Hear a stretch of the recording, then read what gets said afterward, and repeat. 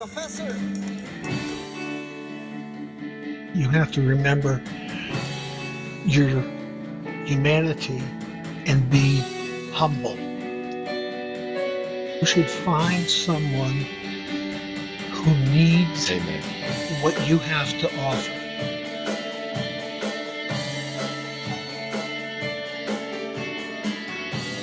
We're live with Gary Wollman from Alabama. Yes, Is it? Opelika, Alabama. Say that one more time. Pronounce that. Opelika, Opelika, like Opie Okay. likes. Okay. I want to let listeners know that welcome to Imagine Fitting In. Gary, I met Gary actually years ago. I'm gonna guess it was around 2014 Yep, or no, 15, 16 in San Diego that's correct. at a local fitness club. Gary is a very interesting guy. I think he's from what I understood when we first met. You were a retired Marine, and I No, believe I'm a also. retired Army. Oh, I'm sorry, retired Army. My bad. Um, I'm dating a Marine, so anyway, it's on my hit list. Anyway, and some other work, and that's very fascinating, and all about mentoring and mentors. And so, Gary, please, I start about around just kind of saying, where'd you grow up? Where do you call home today? And what was your parents and your childhood like a little bit? Well, I grew up in Farmington, Connecticut in the 50s and 60s.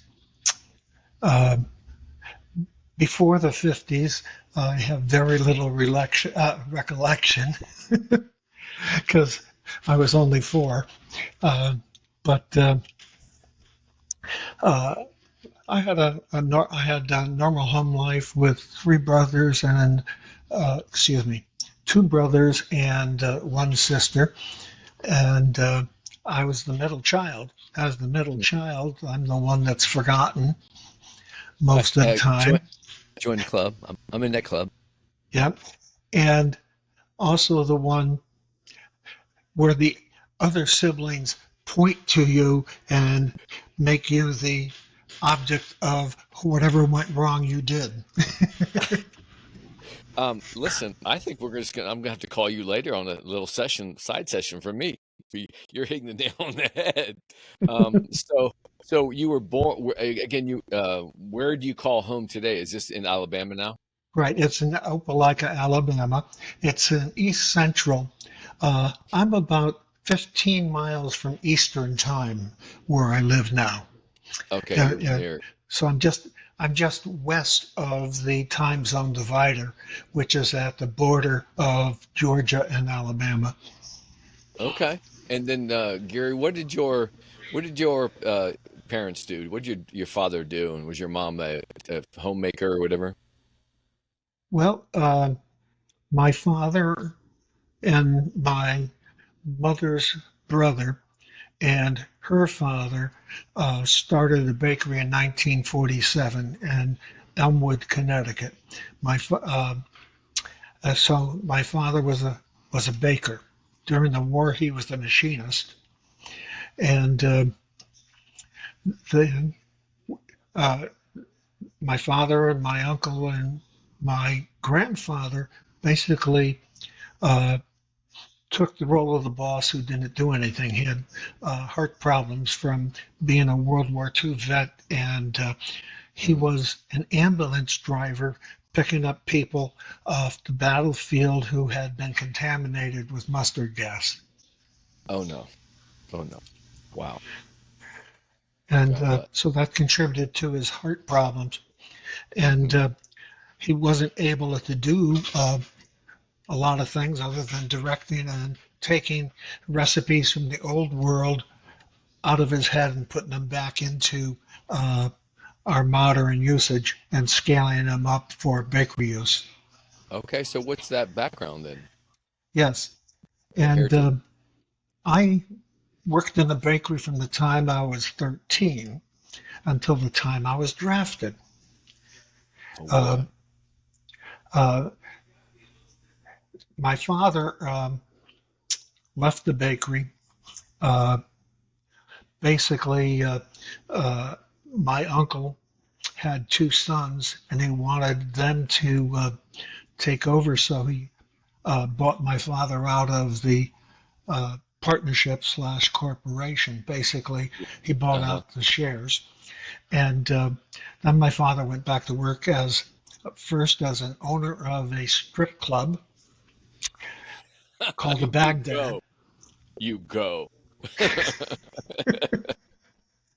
And so uh, while I was going to accounting school, I worked at the strip club uh, basically as an underage employee, uh, working in the kitchen as a sous chef. Okay, I got just have to say something. This probably looks like one step above my dad's Playboy collection, but go ahead. Okay. And then I was drafted. When I came back from Vietnam, uh, What year were you drafted, Gary? I was drafted in 1966, Hmm.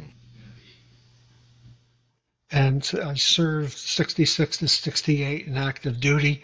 Um, during my CONUS time, after my basic and then advanced training, I was selected for drill sergeant school. So I was a soldier with less than a year's service, going through drill sergeant school to train other people who were going into the Army someplace. Uh, as a drill sergeant, if I were a real sergeant, E5, I would have a guaranteed 1 year stateside, which would only give me 6 months left of my journey. But since I was an acting sergeant, Mm-hmm. I was able to be put on a levy to go to Vietnam as a reconnaissance scout. Wow, that is kind of wild. Well, it is kind of wild because although that was my uh, military MOS at the time and what I was training the troops to become, it wasn't something I was good at and in the nighttime. And most of the reconnaissance in Vietnam was done at night, where Mm, you would be infiltrated in just before dawn. You'd set up your or just before dark rather. You set up your perimeter, and then you go out and do patrols from that perimeter base mm-hmm. and try to find the enemy without them shooting you first. Oh my goodness. And so Wow. I have very I have a lot of difficulty seeing at night without lights. Um, so when they found that out, they put me in the mess hall based on my work as a baker and as doing a little bit of cooking. And Right. they made me the night baker for the First Infantry Division, First Admin Company, which was one of the largest companies. We had 550 uh, enlisted and an almost equal component of officers. Okay. Uh, uh, because basically what we did is we were the paymasters, and the company was the paymaster and personnel uh, people for the division. So we were what Mm, they would call a G2. mm-hmm. Um, and we had all the officers for that part of it. And they'd send down orders for new recruits or new people. And um, the unit would process them and then assign them and arrange for their transportation to their new units. Now, And when you were doing that, Gary, were you just thrown in there head first, or did you have someone that kind of showed you the ropes, so to speak, like kind of like a mentor? well, I wish I had a mentor to do that. What they did is they put me in the kitchen instead of doing admin work, even though I had 2 years of college, because the night baker they previously had was going to rotate back to stateside in 2.5 months. So he became my mentor in the mess hall, uh, There you go. working at night. Uh, and we'd start at 6 p.m. and we'd work till 12, not 12 noon. We'd work till approximately 8 o'clock in the morning. Uh, our shift would overlap breakfast. We would help start up and do the set in place part of the breakfast. I would crack eggs and put them in trays to make sure there are no bad eggs. And Hmm. I would cook bacon and render the bacon and turn the grease into. Uh, I turned the grease into basically uh, Like a lard or SOS something. sauce. Or what? If we had made biscuits that night, it would be put on biscuits. If not, it would be put on toast that was run through the toaster. So those were the things that we did for the breakfast shift. And Sure. in the night shift, the my mentor, uh, which now I can't.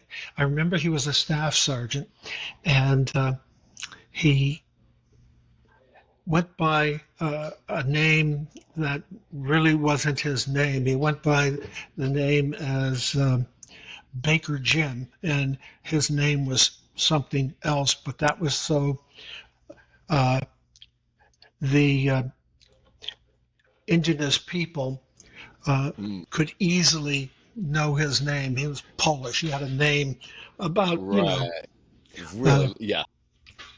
Well, you're so talking, you're talking to a Jankowski, and it's in essence, there's a people just stumbled over my name forever, well, and but the thing what I did was finally figured out after about 50 years. I said, listen, I have my name's Jan. I have a cow, and I can ski, and that's with the K. So now nobody trips over it. And when I grew up, Gary, I was looking in the local phone book here in Dayton, Ohio, because and I saw my grandfather, my father, and my uncle. And I thought, we have the weirdest last name. Well, hence fast forward to 1984, I moved to Chicago. I'm looking through the phone book when there's a phone book still a thing. And Jankowski is like Smith in Polish. But I can understand while the nicknames and simple phrases to remember, like, hey, all I know is everybody that knew his name, and the fact that pork fat rules, you were good to go. yes, yes, and that's kind of the way it was with with him. Um, uh, Also with me, my mother's a Wanowska, which is a female name for Wanowski, Okay. and and she was a first generation American uh, born. My grandmother came from Poland. My Hmm. grandfather, who I mentioned, was injured in the World War One, came from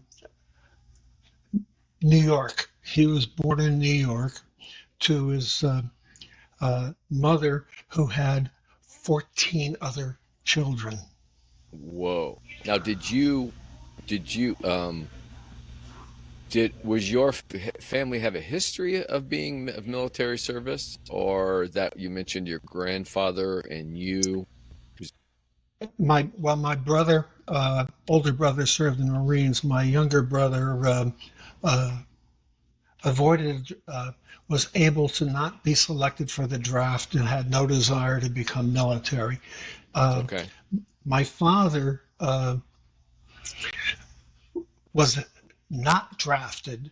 He was deferred from the draft because of his civilian occupation, uh, someone needed to cook and There bake. you go. There you go. So Now, what time? Now, when did you? How much? How those years you were in? Were you in the service when you left the service and came back to the United States? Was the war still going on in Vietnam? it certainly was. And that lasted Uh, for like another 2 or 3 years, right? oh, yes. I came back in 1968, Yeah, and the war uh, is just after Tet. There was a lot of discontent. It right. was before Kent State, uh, and You were really coming back. I mean, that I know. I've always heard of the Tet Offensive. I had a girlfriend way back when I was younger that her father was a chopper pilot and saw a lot, was involved in the Tet Offensive. But well, what I know of the history based on me being born in well, '63 is that it definitely was a part of the culmination of tension about the war. well, yes. Well, getting back to our subject about mentors, Jim mentored me on how to use the military uh, 24-day menu for selecting what things I would bake, because that's Oh, what got it. determined our rations, uh, and how to run the stoves. Our stoves were gasoline Hmm. stoves, which you pressurized, and then you lit a preheater, a little device on the bottom that uh, heated up to red hot the pressure tube. And then you turn on the gas, and your preheater ignited the gas that was then vaporized coming up through the burners. A Hmm. very effective unit uh, because it didn't need any electricity or anything. And of course, it was portable. It was you could carry it about. It was the size of basically my laptop opened up flat, and you put them Hmm. into a device called the field range, which had four different places to put trays to bake things on. And when you were baking, you always put a thick metal deflector on the bottom rung, so you only had two things left, so that the flame wouldn't come up and scorch whatever Hmm. you're baking. So it gave it an indirect heat. Um, Now, Gary, when you ended up getting back to the States, and were you still active duty when you're back in the States, or did you head to school, or what? well, I was in inactive reserves while I went to college, and Where'd you go then to college? I went to college at Central Connecticut State College, which was back at that time mostly a teacher's college. Hmm. And I graduated with a education degree and I went down south and was a teacher of bookkeeping, business law and economics, and personal finance. Oh Um, wow. My previous guest, my second cousin, also educator, master's in education, and specialized in business as well. So it's interesting. You okay. guys would have interesting. Wait a minute. Go Well, ahead. back at that time, uh, I loved teaching, but I couldn't afford to live on the salary. Mm, And my wife had just given birth to our son, and there was no way to supplement the income, so I had to take a second job while I was doing a full time job. Now, what I love most about teaching and still love is you're mentoring the kids in your class. You're hmm. modeling, you're showing a way to learn things and acquire knowledge and assisting a small minority of the class that really approach the subject.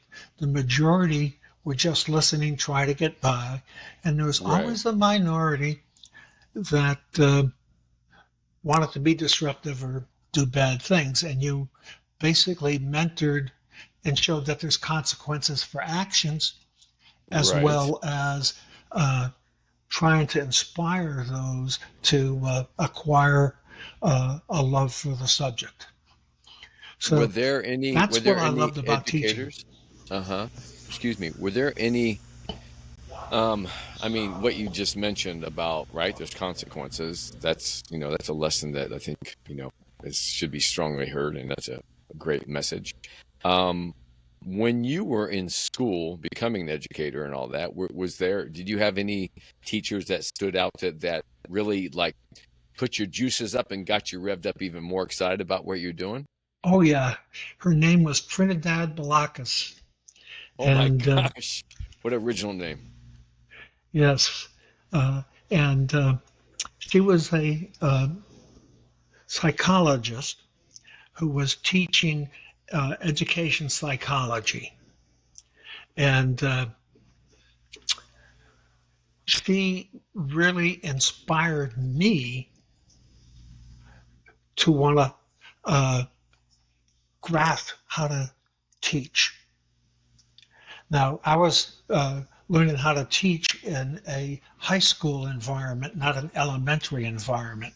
So Hmm. that track is a little different than what you would get if you were teaching the primary grades. Uh, Right. but but my class was how to was in the psychology of motivating uh, preteens, freshmen in high school, to almost adults. Back at that Mm-hmm. time, the voting age was 21, and they didn't consider you an adult until then, Was that your unless, of first course, you job? got drafted. Where was your first So, job when, like, uh, now you're an educator? That first job that you were like, oh, I'm making money, but what was your second job? Were you baking or? well,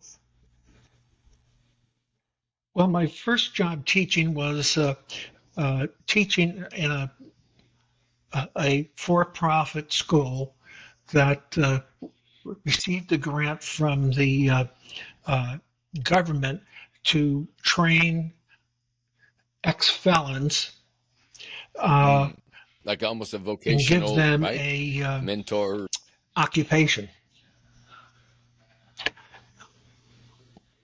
almost a vocational type, yes. And I was teaching bookkeeping Hmm. and believe it or not, English and Black history, which of course neither of which was my specialty.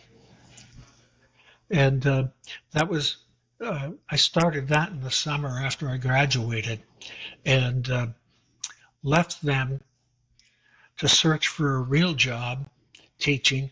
And my first teaching in the public school Oh was wow. What year in was that, Portsmouth, Gary? Virginia, the first year they integrated. Uh, Hmm. Now, that was 1972. Uh, they had just built, uh, and I say integrated because they had just built a new school. They built it in a white area, and to integrate, they basically selected the best sports players, male and female, from the other two Mm-hmm. schools. Now, Portsmouth is 75% black. Hmm. It's where the low income Hmm. sailors can afford to live. It's also a big naval shipyard. But most of the high paying civilians and higher rank military Right. uh, tend to live outside Mm-hmm. of Portsmouth in Chesapeake County or Virginia Beach County. Uh, so Right. uh, that left the city basically 75% black. So to integrate, they had to take uh, the kids from the white neighborhood basically and integrate them with someone from Right. uh, the other schools. And they chose the best sports people. And that gave Right. them the first year that school was open. excellent football, basketball, baseball team, uh, but it also provided some uh, disgruntlement because Right. some of the kids in that white area Right. didn't get to go to that school because they had to be sent to the other two Now I schools remember to here in replace Ohio, the my black my children late that were brought sister, into the new school. um, and I believe it was her sophomore, I believe it was her sophomore year in high school, and that would have been like 1970s. Okay, I was 77, 78, probably 1976, I think. That 75 or 76.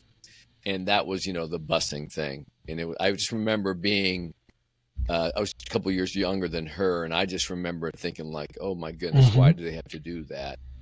And of course, it's just something new like that. Um, Gary, why do you feel mentoring is just so important? And this is one of the reasons why I started this podcast is that we mentioned like vocational training and having people that and people in our lives that are teachers, educators that especially coming from other professions that can teach a trade. And I went to a high school that's now, it was torn down, but it was called the John H. Patterson. And John H. Patterson was a industrialist in Dayton, Ohio. And he was, along with him and Charles Kettering, who invented the electric motor for the automobiles, were major kind of supporters of obviously creating the trades. And that's where the path I went. And, I think that for me, I know that I Hmm. had teachers um, I felt like they were really great mentors. But I tell you, the profession I went into commercial at the time. It was called commercial art technology, but basically advertising, and had some really great um, experienced professional teachers. Hmm. So, and for why do you feel mentoring is so important, especially today?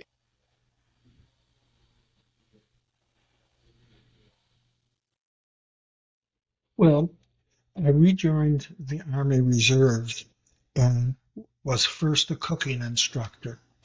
Now I moved around a lot, so I had to change units and uh, uh, change jobs. And so when I moved north uh, to Virginia, Northern Virginia, uh, my unit wasn't a cooking unit. It was a unit that uh, Mm, basically uh, was the monitors for war games or uh, active duty evaluations. So we had a cadre of officers and a few supporting NCOs, and it was important because officers can't stay in a job uh, too long or they're considered to be homesteading. And as a senior NCO in my section, mm. my job was to orient and train these officers uh, as to what's going on next, what unit they're going to be an evaluator for, uh, uh, give them the terrain uh, map and show where the expected positions of the different units would be so they could determine where to deploy their evaluators, etc. Uh, so that was kind of my job. So I was mentoring them. And then I moved to Vermont and they didn't need that job at all. And so they said, well, you used to Chemical, be what's a that mean? cook. We're going to make you a chemical soldier because Wait, you wait, wait, follow wait, wait, wait. formulas. Chemical. And so that's what What I do you became. what do you mean by And I chemical, quickly Gary? rose in rank, Gary, uh, what do you mean by but chemical still kept on teaching agent or whatever? until I Oh, was I'm a sorry. command sergeant major. Mm. Like nerve agent, mustard agent, uh, uh, VX, uh, What? Biological agents What such year as was that? Years were that, Gary? toxins that can be atomized. Well, I did that from, I'm trying to think of the exact date, 1976. Okay. I joined that unit. And I stayed doing that job even when I moved to Nevada. I was I found a Mm, unit in Nevada that had a chemical battalion, and they needed an instructor first because I had a sergeant major. So I was a senior instructor there in Nevada of uh, chemical defense and training. And then the slot opened up, and I my became father, the battalion sergeant major excuse me, in my the father. Nevada National I'm Guard. mentioning this And then because when I eventually, was a kid, and I think it was probably from 74 to about 84. He worked on the second large at the time. He had the second largest running contract at Wright Patterson Air Force Base. Um, and I said, Dad, who do you work for? And he said, I work for the University of California, Irvine, in the Toxic Research Unit on base. And I'm like, wait, my dad gets his check signed by in California, but why are we in Ohio? As a young kid, and he literally, I can have memories. They used to have this dome room, and the work that they did, they exposed all these toxic agents to rats, monkeys, and for whatever reason, beagle dogs were the dog of choice that was supposedly, I don't know, quote unquote, the closest, and whatever, for whatever reason it was, that they used to expose these different agents to help try to figure out how, right, treating human beings if they get exposed to this stuff. And one of the last things I remember that he was working was like submarine fuel, or yeah, submarine fuel or something. So it was really like, to me, I was like, whoa, that's kind of like intense. And of course, I ended up doing a little bit of work for the Air Force when I was 19 to 21 before I took off to Chicago in 84. But uh, yeah, so that obviously, and I learned a lot more about chemical warfare. But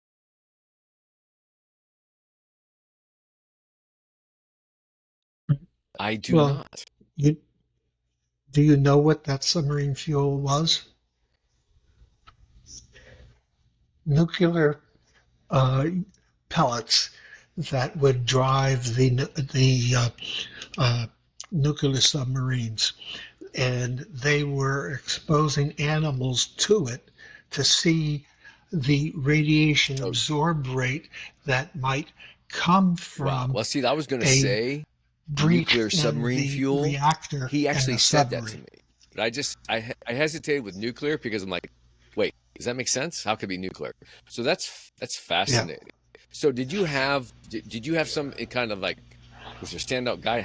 I mean, how in the world did you? I mean, even right. though you're a baker in elements, who in the heck trained you or like got you going in there? That must have been some kind of process.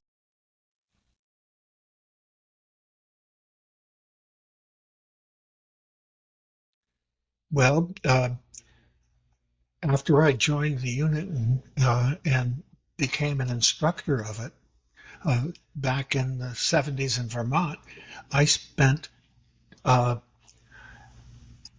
my non-working time, non-family time, taking courses in uh, chemical devices, Mm, chemical explosives, how to disperse them, uh, the weather, how to what the prediction of weather meant at different levels of the different altitude levels, wow. and at ground level for the chemical, and high altitude levels for nuclear explosions, and they Mm, also what agent could be used to decontaminate, because uh, our the military's policy in the United States was no first use of chemicals.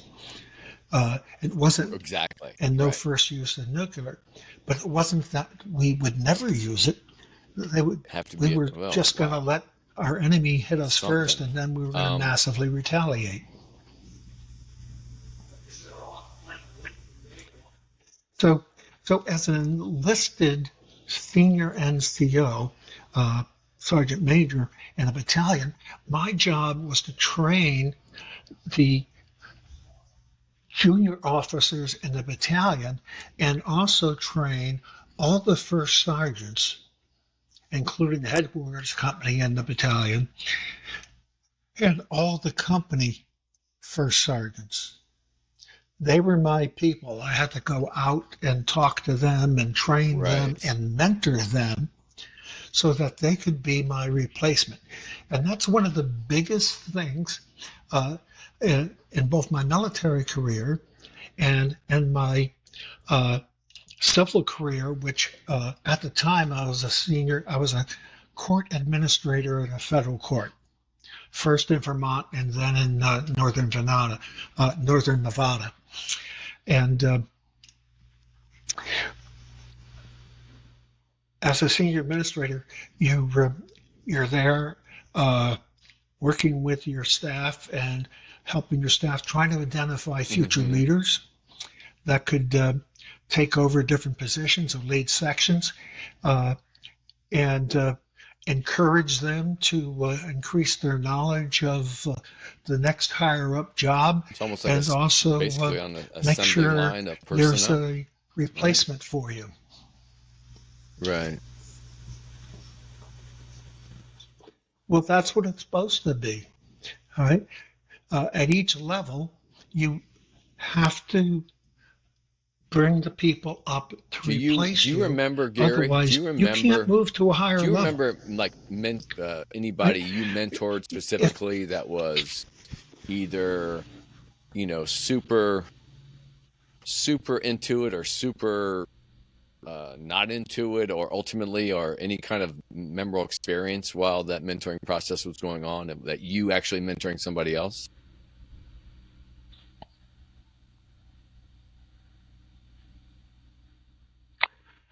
well, yeah, I had one person who I was mentoring uh, who actually Hmm. didn't want to be any more than what she was, and which was a typist. And when we put in computers Oh, into the system and she had to learn computers, she said, "No way, that was a challenge for you I'm right there. done." And but yeah, that was a challenge because Hmm. she had 25 years experience, eligible for retirement at any time, but you could not get her away from her fear even after training and, and doing something easier than typing something and having to backspace to and retype or push the uh, correction button on the IBM Selectric, etc. Uh, so uh, that was very disappointing to me because you're losing some uh, training and instruction of how things were done so you could translate it and automate it. So that was a disappointment to me. Uh, and I've had many of those disappointments in training people to use uh, computer software systems for the court system. To me, it was a typical silver-haired, uh, gold-toed shoes grandma who said, "I don't want to learn anything new. I've had it." Right. And That of course, sounds there's no replacement for that person at the time, but they take that and you bring someone in who may be more savvy right. about computers, but does not know what people in courts do. So you have to train that person from the ground up, explain why you do this, and how you do it on the computer, and then you have to supervise them to make sure they repetitively Hmm. do it right, and then you keep adding tasks so that they get up to speed. Onboarding process is a very important Hmm. part of mentoring in the civilian world as well as in the military world. Uh, and It's also important that you find someone You have to who's going to replace always you to have that kind of like and make radar out. sure So that like, they're okay, ready I'm doing this job, and to we're looking step for in. the kind of ultimate one. Now, do you Yeah. believe that believe that, and I don't know, should Well, must a mentor be a peer, or can they be younger, you know, than the mentee?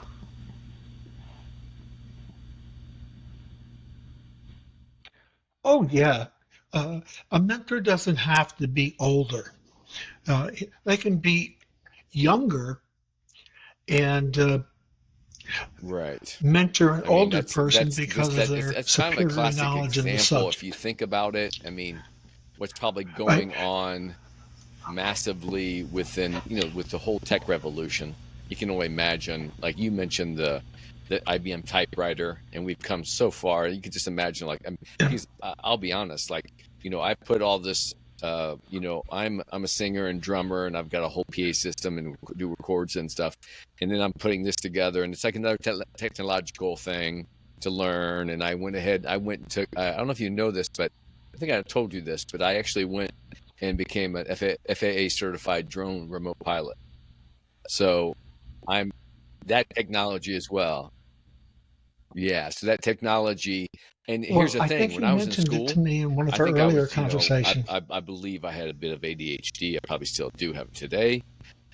But Hmm. I'd always did great in the classes I enjoyed, and I would just get by the ones I really didn't care for. Well, then I come back and I just went to school again, not too long ago. I'm taking, it's almost 2 years in the college, and I'm much more mature. My head's around it. I'm into it, and I'm on the honor roll or the dean's list. I'm like, this is not. Wait, mate, is this right? So, you know, um, it's fascinating, but I think that right now the wisdom, I believe, of your elders on multiple levels. And then obviously, yeah, I'm always keeping my ears open because I meet so many people in my fitness business, that I can learn something. Yeah. Yeah. And I think you can learn from younger as long as Yeah, and that's basic. That's they don't basic come respect, in with a right? That's just condescending attitude. your parents teach you that, or they don't get it. Um, yes. Uh, uh, Now, I've had young people come in uh, to be my boss in the civilian life side after I left the courts and went into software development and uh, and testing and installation and Hmm. training. Uh, my bosses were generally younger than I, and there were some good ones. But some of them were so condescending, Greg, that I Hey, basically my that is so PTSD kicked expected in, because and I they say told them where to communication's a go. wonderful thing when it happens. And then if you don't have the mechanic skills to really communicate, but you top that off with some ice, that's your cake you're bringing, and if you top that off with some icing of being condescending, then that's just a recipe for, you know, crap.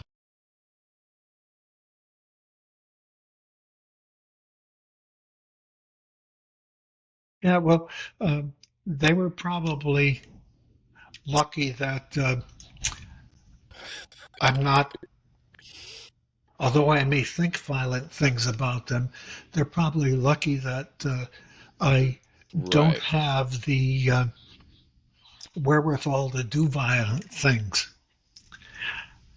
Uh, like I'll never have a, a weapon that fires bullets or arrows in my house. Now, admittedly, I Hmm. have three swords, uh, which are ceremonial swords, but they're basically for the look and appearance Nice. of Those all um, Japanese by carrying chance? out ceremonial duties. Are they all you have said you have three of them? Are they all Japanese by chance or different? Excuse me?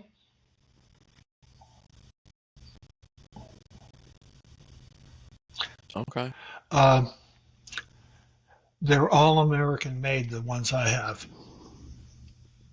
Uh, two of them have blunt blades, and one of them is extremely sharp.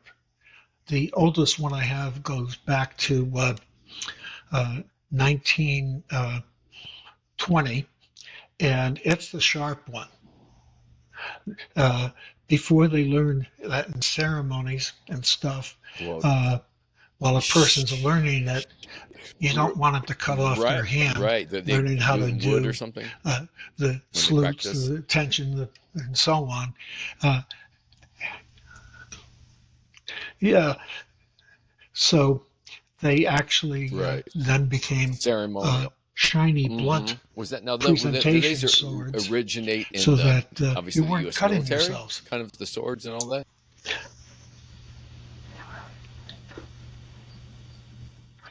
Uh, no, one of them is U.S. military, my retirement sword from being a brigade command sergeant major, where you basically are mentoring uh, the younger officers in the headquarters of the brigade and going out and mentoring the battalion sergeant majors and the uh, first sergeants in all of the different companies. So uh, that's how I ended my career. It's a And great, I got a sword obviously for it, when you and see I'm very it's a proud of great it. workout in Uh, terms of a kinetic awareness and movement. So I can just imagine. I don't know if I ever told you this. Probably not. I learned the art of Chinese swing chains. Uh, back, yeah, the ones you usually see. Sometimes you see them. Yeah, oh, I've seen them, and whenever I see them, I say, yeah, and all I can think of is that they're head crackers or bone yeah, crackers when, particularly if they're thrown and hit you, they could knock you for a loop. But if it's in hand to hand and it's hit right. you, it's I basically basically learned. Talk about designed to really try to world disable culture. or kill you. I was in Puerto Escondido, deep in Mexico, near the Guatemalan border, and I had a couple people from Canada teach me to do what they Mhm. come to terms as a Maori from the indigenous people from New Zealand, from the Maori culture, and they called it poi. So I was like, okay, that's pretty Right. international. But I still swing it a little bit today. Takes a lot of coordination, but it's very interesting art form and great shape. Like along with communication, Gary, what have you found that ensures good communication skills? Baseline.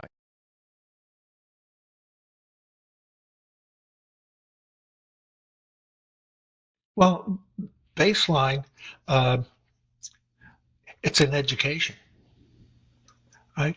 You can't be a good communicator unless you're a good listener.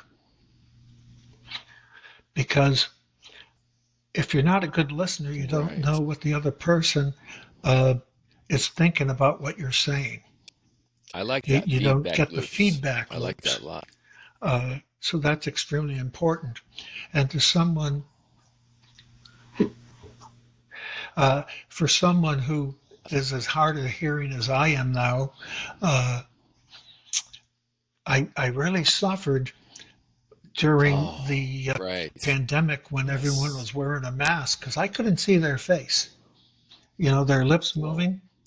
So I misinterpreted a lot of words, and that was I bet. particularly uh, frustrating for me because I didn't want to catch COVID, and I Right. didn't want to A remove lot of my people. mask or the other Right, person right. to That remove body theirs. language and expressions So, and so, stuff like so that. you get a I lot from highly looking at agree. And someone. obviously, that in today's world, I will come across young people and I'll literally just kind of stop. They don't know me. I'm passing by and I'll ask them a question in their face, and they just some of them literally kind of freak out, or they just completely look super uncomfortable having this conversation. Well, I don't know you Yeah. and I'm in person, but so that's a whole another well to go down. But Gary, we met by this young guy coming back. I think my wife and I had just ex-wife had just come back from New York, New York, and we landed in San Diego, and that's where I met you at the local fitness club. And I've been a trainer for 30 plus years. And I've had quite a few mentors along the way. But what for you now, before, after, and just basically, what does your self-care look like for you? What kind of routines, what do you feel that's priority for you that keeps you in a good physical mental place?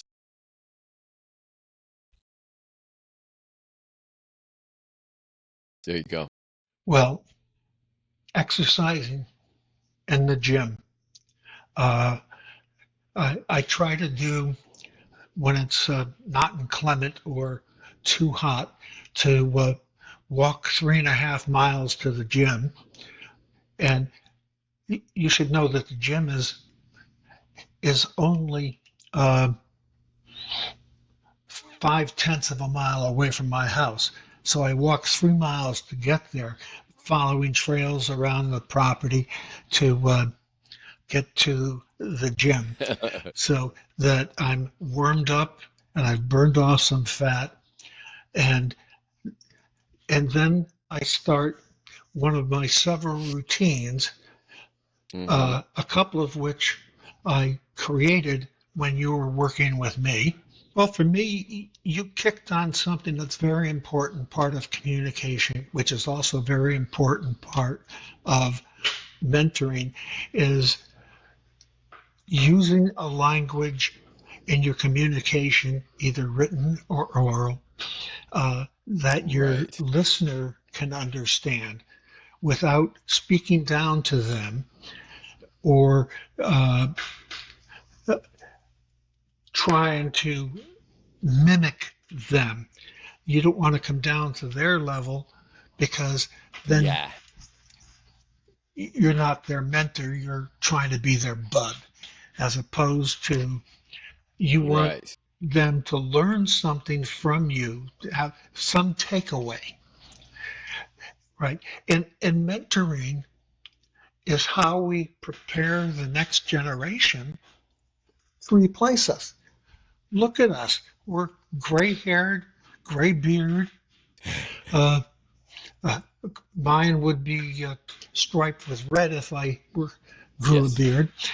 But we're basically older people, and someone needs to come along to take over for us. I, I pride myself on that communication. And it's really been uh, just a honor and privilege to have brought a positive message and influences to you and all my clients. So, I thank you for putting that faith and that in what I had to offer. So, thank you so much, sir. And that's one of the things that a mentor is supposed to do. The, the mentor is supposed to give you Hmm. benefit that you can use in your future. When I was implementing software and I was teaching people how to use it, uh, I would always start my uh, session, my introduction session, to asking people what they did and what took them the most time. And then, as part of my introduction after listening to them, I tried to show them before I trained them on the software Got it. how to do easier what they were doing manually. Another step. Right? Try to give them some hope for the future that although you may Hmm. be a little slow at first, you're going to gain speed and skill at doing it. So that was going to be their takeaway from the introduction session, that this is going to make your jobs easier. One of the most important things is that you have to remember your humanity and be humble. And after you remember those two things, you should find someone who needs Amen. what you have to offer. We're all given gifts, and it's a Hmm. shame when we don't use them to help the benefit of others. I mean, it's like in the American Legion, there's a program called Be the One, and basically is a mentoring program to help individuals who are considering suicide to be the friend that they can call when they have those ideations of taking their life, to be Right. the person who will come to them and calm them down and Hmm. try to show them the way out of that blocked in tunnel. So that's important. The most important thing we can do, particularly in this divided country of one side or the Yes. other, is to try to find commonalities with your That's fellow beautiful. humans And Gary, and this is help exactly why improve society. I started this podcast, because basically my podcast represents, it's called Imagine Fitting In, and the three words that I've tagged along with it is mentors, healthy lives, and community. And when you mention humanity and humility, nailed it. So, Gary, I want to thank you so much for today. All right, Gary, you take care. Thank you. And It's been a pleasure listeners, talking with you that'll do today. it. And so, thank you. We'll see you Yes, I again, will. kids. Bye bye.